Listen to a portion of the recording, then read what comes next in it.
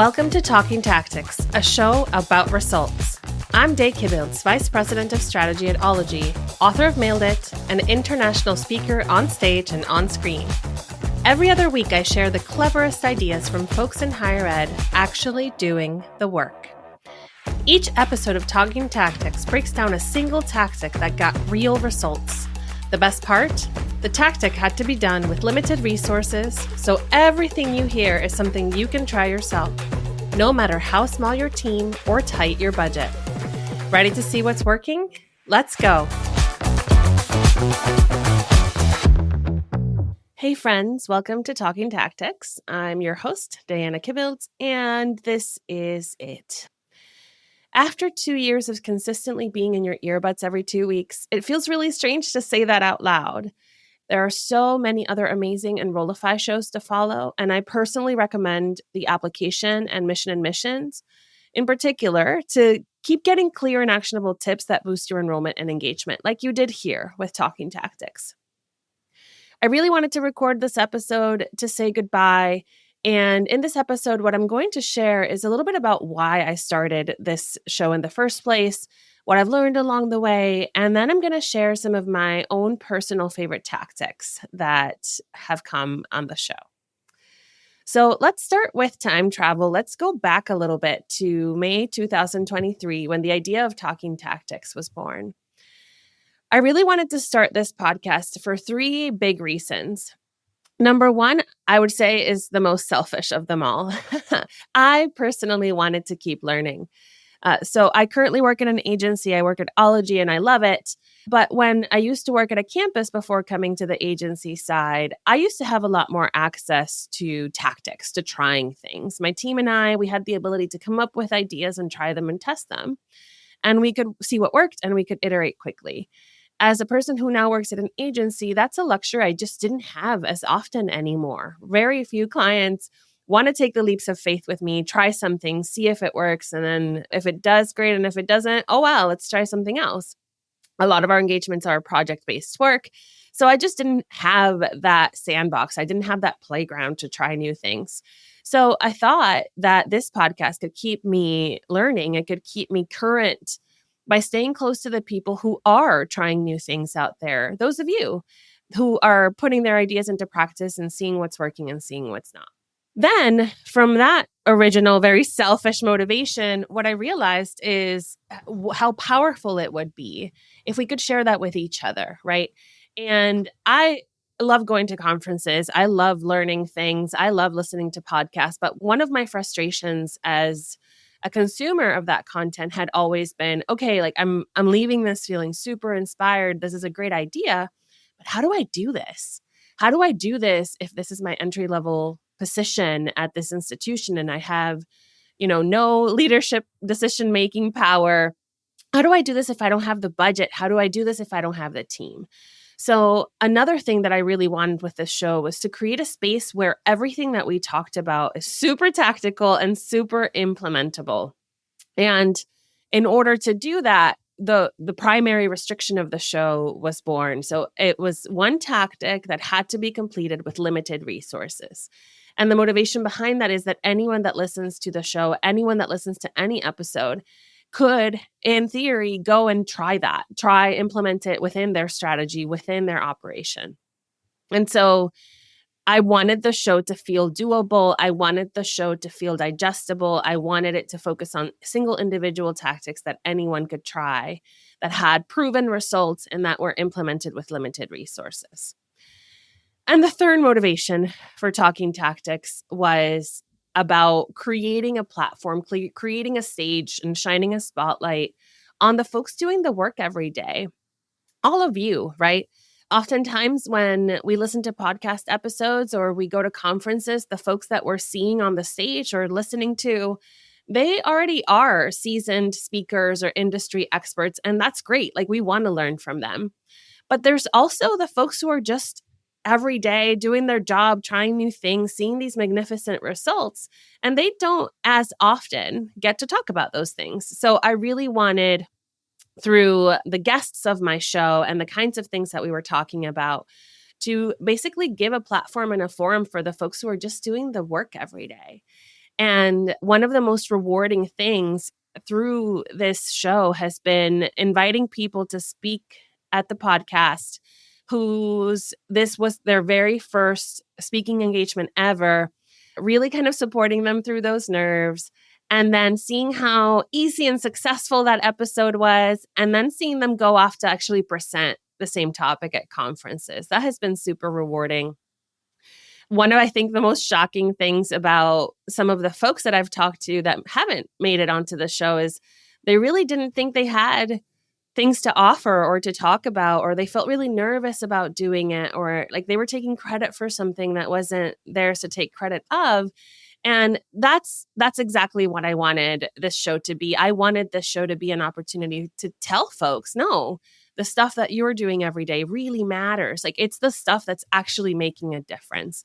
So I'm really grateful to every single one of my guests who came onto the show and shared their ideas and shared their challenges and shared the step-by-step implementation of those ideas and the results that they saw, because you have inspired folks all over to try those things too. I have learned so much. So these 3 kind of goals that I had, they all came true. I've learned so much. We have made a really easy, digestible show together. And then I've met so many incredible people that I now see doing amazing things. And I'm so grateful for the opportunity to do that. And while I have loved every single episode of this show, and every single one has a special place in my heart, there are a few tactics that really stuck with me.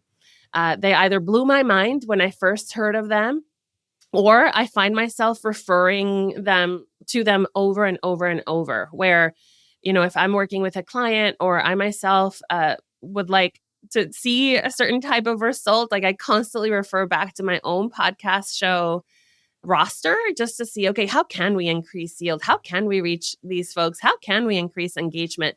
So those that I keep going back to over and over. So I wanted to share those with you. I love every episode, but I wanted to share the ones that like really stayed with me. And if you haven't listened to them, maybe you're a more recent listener, I really encourage you to go back, because there's a reason these stayed with me, and maybe they'll stay with you too. So first, I want to start talking about the episodes that had something to do with a request for information form. So this is the form in the enrollment process that we direct leads or prospects to kind of give us a little bit more information about them so that we can continue to send them maybe more tailored information. But we all know in the industry that these forms are either extremely long and tedious to fill out, so people don't, or people just fill them out and maybe don't give full information, or they don't fill them out at all, right? And they engage with us through different ways. So the very first episode of the show was exactly about this, and it was with Jackie Vetrano at UNC Keenan-Flagler's business school. And Jackie shared how they implemented a 2-step RFI form. And from that, they actually gathered way more data from their prospects than with just 1-step RFI form. So the way it worked is there was a very short form that you filled out first, and then you got an email with a link to a more robust form. And what they saw is that they tripled the number of data points for 60% of their organic leads. So they had a ton more information about them so that they can send more tailored information and have a better shot, right, at converting them.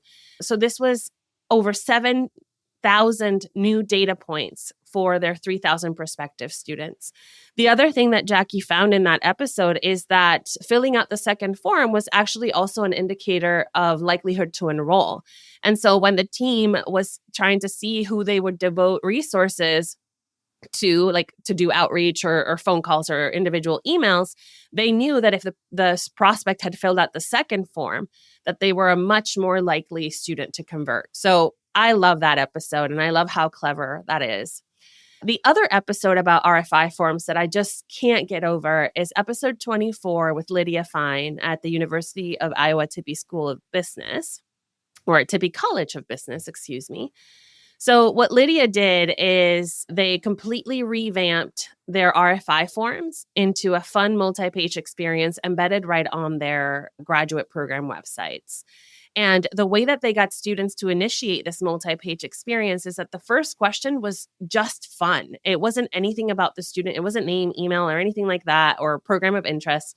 It was a question about, like, what's your favorite movie? And what they found is a 192 increase in RFI conversion overall, and an incredible almost 600% increase of RFI completions on mobile.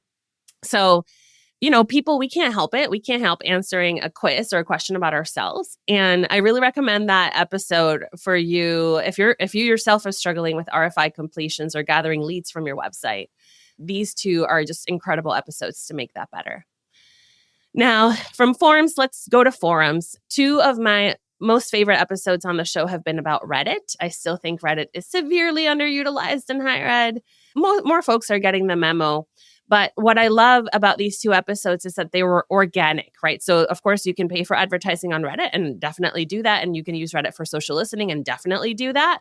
But these two episodes show different ways that two different schools are using Reddit to their advantage. So the first one is episode 7 with Ali Abel at the University of Calgary. And at the time, she was at the Faculty of Law. And what she did is she really leaned into Reddit to engage prospective law students where they were already talking about going to law school. And what they did is they posted a few times, but more than that, what they did is reply to comments that students were asking questions about how to apply to any law school, or like what the process was, or specifically for Calgary. And what they saw is that 15% of their incoming class found the school through Reddit. And so talk about awareness generation, and like this conversion rate is incredible for absolutely no cost. The second episode about Reddit that I really love is episode 9 with Lucy Guest. And at the time, she was at the University of Warwick. And Lucy showed how she managed to increase visibility into academic research by posting about it on Reddit. So, oftentimes we're working with clients, or you or your institution, one of your tasks, right, is to generate this kind of academic reputation and like showcase research and boost the reputation of your faculty members. Well, Lucy was doing this through Reddit. And the way that she did it is she would look for communities that were speaking about the topics that she had new research for, right? And so let's just imagine maybe health, like maybe it's the flu, maybe it's something like that. And she would go to these subreddits where the questions were being asked, and she would post a link to the findings that the research showed, or like the faculty member had shared. And so if you find the right community, this super low lift tactic like really can help drive impressions and real engagement to that kind of faculty expertise and academic research at your institution. Of course, I can't ignore AI. We've had a ton of episodes on the show about AI, but I have two favorite use cases I want to share with you. The first one is episode 27 with Kate Scott. And he was at the time working with the First Class Dental Assisting School of Nashville. And what Kate did, I thought was just so clever, which is the whole point of the show. He linked his CRM to his email client using Zapier, and with kind of like a GPT connection in between. And what he did is when he received an incoming email, like a query from a student, he would connect that to GPT to craft an immediate AI written response that was relevant to the question that was being asked, that was consulting all the right resources, and then sent that email right back 24/7, no matter the time. Because what Kate had found is that, when you have a fully staffed team, right, even if you have a fully staffed team responding to incoming queries, that there's a period of time at night, which is especially when adult learners are sending their queries, right, where they're not getting a response, and they might not get a response until the next day or the day after that. But what he found is that the faster that the student would get a response, the more likely they were to convert. So he basically eliminated all that time by creating this auto response with AI. And then, the human could intervene the next day or the following day if the AI wasn't giving accurate enough or in-depth enough responses. But for the student or the potential student emailing, they got an immediate relevant response. And what they saw with that approach is that he actually helped fill the school's first ever incoming class from a few years where it just hadn't taken off to completely full.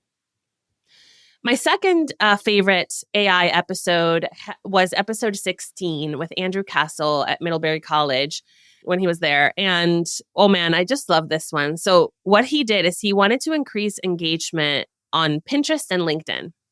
And what he did is kind of create a community submission form where followers could submit a prompt for AI, and he would generate an image from that and then like post it back. And because people kind of bought in to what they wanted this image to be, like I feel like now we can all generate images now, but he actually managed to grow his Pinterest audience by 50% and like really drive like just beautiful alumni engagement on LinkedIn. And I'll tell you why I think it's beautiful. It's my favorite story.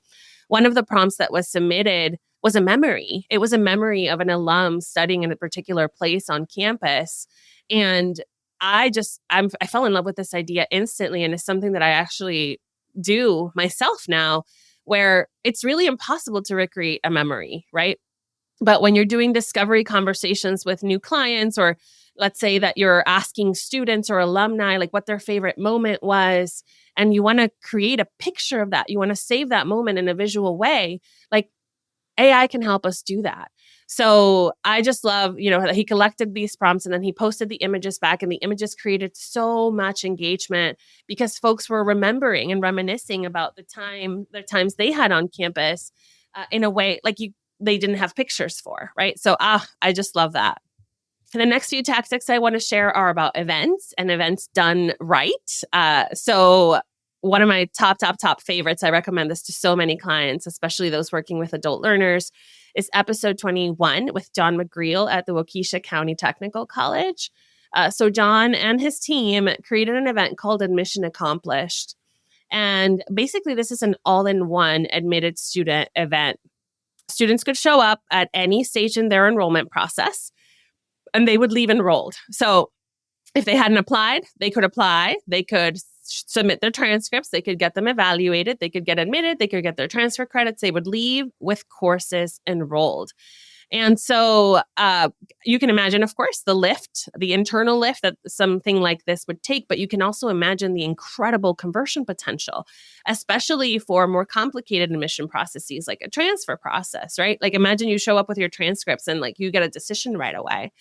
The result is that 75% of the attendees left fully enrolled. So if you're in a similar situation and you're trying to enroll more non-traditional students, or you're trying to support folks in your local community, you're maybe trying to fill some adult learner programs, this is such a cool model to copy.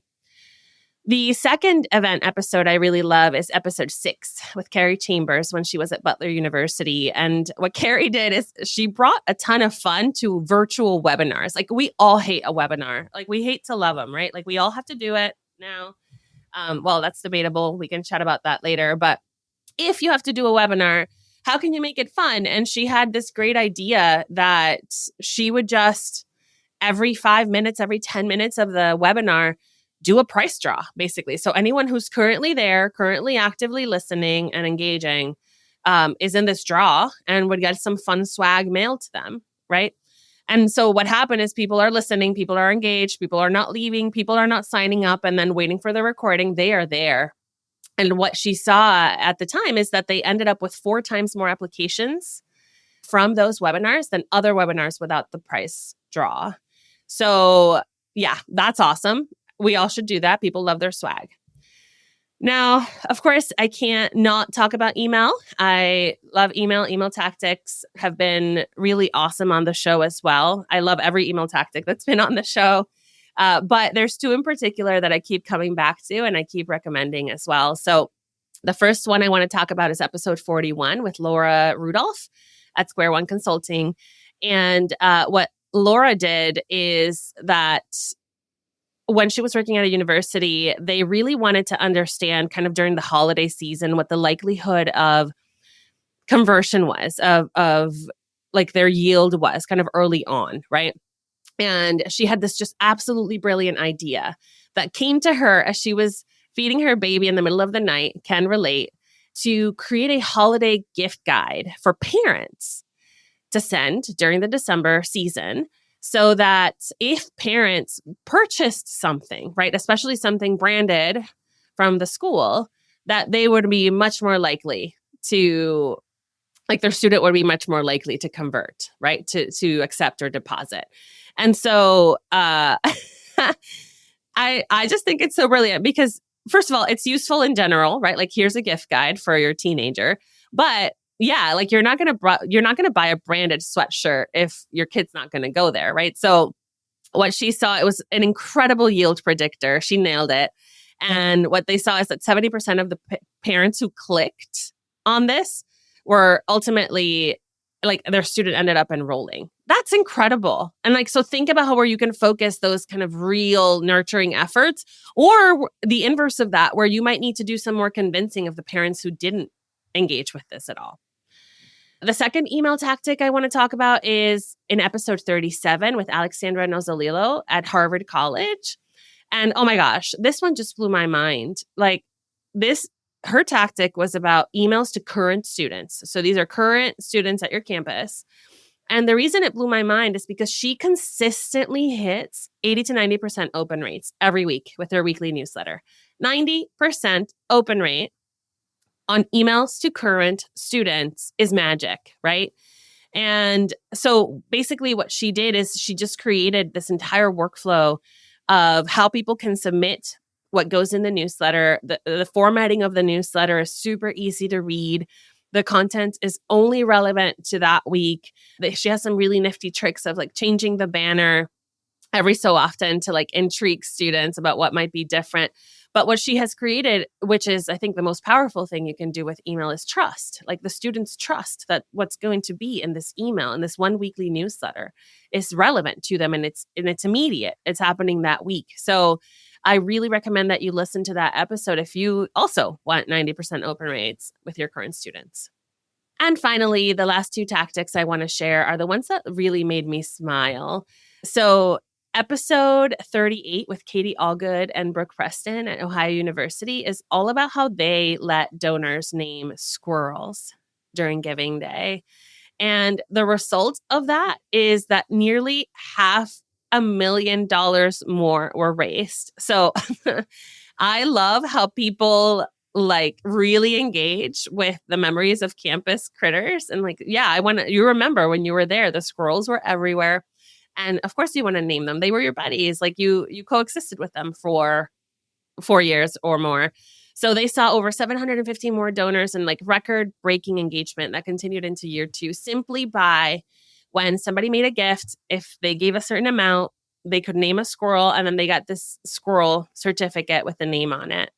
Episode 55 had a similar tactic, and this was with Stormy Harless at Ball State University, but this time they could name geese. And, you know, living in Canada as I do and having worked at a university with a ton of campus geese, I would absolutely name a goose. I would give to name a goose. So love this tactic if for those of you in annual giving who are trying to boost your engagement from alumni. Now, what I love about all these specific tactics that I shared is that they're not just clever. I mean, they're definitely clever, but they were also fun. And if you can find the fun in your work, your audience will also feel the fun, right? Like webinar price draw, name a squirrel. That's fun, right? Holiday gift guide, and it works. So these are the ones that I'll remember the most. Now, my dearest listeners, it's really amazing what we've built together. I'm really so grateful to every single one of my guests for bringing your ideas, your voice, and your generosity to this podcast. But I also want to thank the teams and the leaders behind you, behind the guests, who were obviously open to trying something a little bit different, who believed in you and gave you a shot, and you got these incredible results. And lastly, yes, absolute thank you to you, my listeners, for showing up and choosing to keep learning alongside me every other weeks. Hosting Talking Tactics has reminded me and reinforced for me that innovation isn't always big or dramatic or a complete overhaul. A lot of the time, it's clever, it's simple, it's small, and it brings a little spark of joy and creativity. I started this show to keep learning, and I really have. I learned from the very best to the practitioners in the trenches, making the small changes that make a real difference. I don't know if there will be another podcast in my future, but I do know this. I will always be curious. I will always be collecting ideas, and I will always be looking for the next great tactic. Whether you've been with me since episode 1 or you just dropped in recently, thank you so much for being a part of this. Keep talking tactics in your feed, though, because while I'm taking a step back, we can't end such a good thing entirely. And it may just be back refreshed, revamped, and ready to keep walking the walk and talking the tactics with you. Thanks for listening to Talking Tactics. This show is a proud member of the Enrollify network, home to Higher Ed's largest collection of podcasts. Enrollify is where higher ed goes to grow, so be sure to check out our other podcasts, webinars, video clips, blogs, and more.